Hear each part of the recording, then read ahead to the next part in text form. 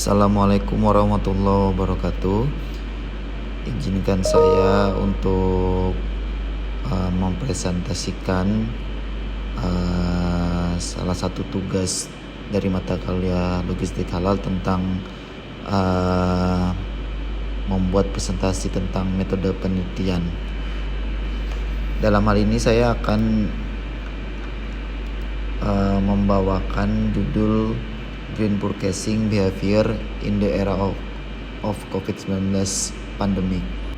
Oke, di bagian abstrak itu sendiri, kelestarian lingkungan hidup dalam beberapa tahun terakhir menjadi fokus pembahasan di banyak media.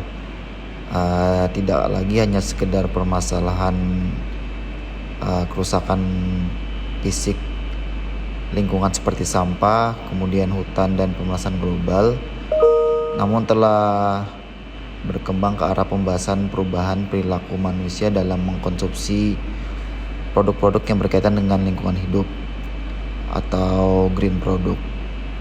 Kemudian Indonesia dan berbagai negara di dunia memulai memprioritaskan isu ini dengan membuat program pembangunan berkelanjutan yang mewujudkan keseriusan sendiri bagi pemerintah untuk mengatasi permasalahan tersebut.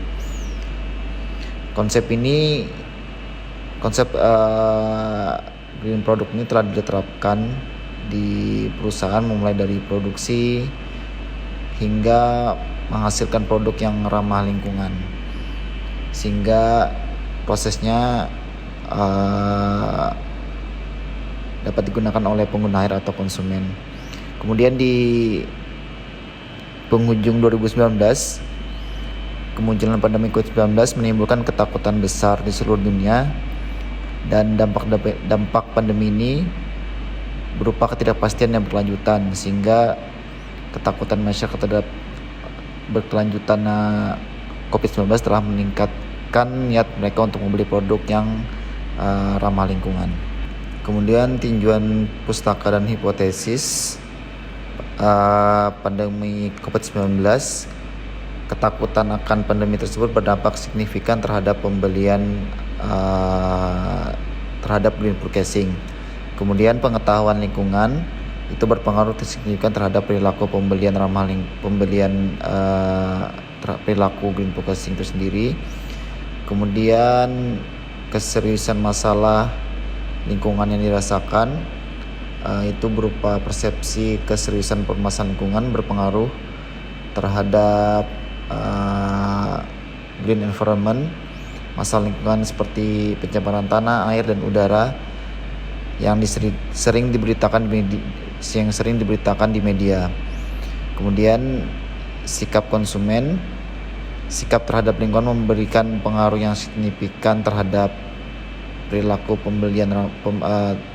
terhadap perilaku green purchasing. Kemudian berorientasi produk ramah lingkungan itu juga berpengaruh signifikan terhadap green purchasing. Kemudian pengaruh sosial ini juga berpengaruh signifikan terhadap green purchasing. Kemudian metode penelitian ini menggunakan analisis deskriptif dengan pendekatan kuantitatif. Populasi dalam penelitian ini adalah masyarakat daerah istimewa Yogyakarta. Pengambilan sampel ini menggunakan metode non-probability sampling dengan teknik purpose sampling. Data primer itu dikumpulkan langsung dari sumbernya pada bulan September hingga November 2022. Itu menggunakan sumber online melalui WhatsApp dan Instagram. Kemudian data sekunder, data yang dikumpulkan oleh orang lain seperti laporan, artikel jurnal, dan buku. Kemudian hasil dan diskusinya melalui profil responden daerah istimewa Yogyakarta yang berusia di atas 19 tahun dan pernah membeli produk ramah lingkungan. Kuesioner tersebut disebar melalui WhatsApp dan Instagram. Ada beberapa hasilnya melalui uji validitas, kemudian dari reliabilitas dan classical assumption test. Nah, disitu nanti kita bisa lihat di tabel yang ada di slide. Oke, seperti di slide sebelumnya, itu dalam classical assumption test itu ada beberapa model analisis. Itu menggunakan analisis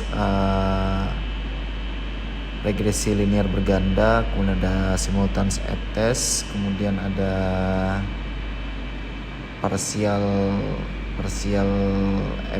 partial t-test, kemudian koefisien determinansi. Itu kita bisa lihat di tabel di slide. Oke, di bagian kesimpulan, hasil pengujian ini secara parsial menunjukkan bahwa ketiga variabel tidak berpengaruh signifikan terhadap green purchasing behavior, sedangkan tiga variabel lainnya berpengaruh signifikan. Variabel yang tidak berpengaruh adalah pandemi COVID-19, persepsi keseriusan masalah lingkungan, dan orientasi produk ramah lingkungan. Saat ini kasus 19 berangsur menurun dan aktivitas masyarakat kembali normal. Variabel yang berpengaruh secara signifikan terhadap green purchasing behavior adalah pengetahuan lingkungan, kemudian sikap konsumen terhadap lingkungan, dan pengaruh sosial. Begitu pula dalam hal interaksi pada masa pandemi, pola interaksi beralih ke interaksi virtual, komunikasi dengan keluarga, masyarakat, dan kelompok kerja dan lainnya dapat dilakukan tanpa batasan ruang dan waktu. Interaksi sosial melalui dunia ini dapat menjadi media untuk mempengaruhi perilaku orang lain. Dari hasil penelitian tersebut, untuk meningkatkan perilaku pembelian ramah lingkungan dapat dilakukan dengan meningkatkan pengetahuan masyarakat tentang lingkungan, meningkatkan sikap pro lingkungan, dan meningkatkan pengaruh sosial.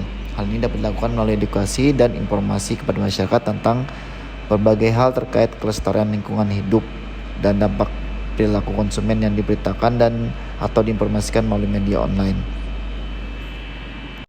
Oke, mungkin itu saja yang dapat saya sampaikan. Kemudian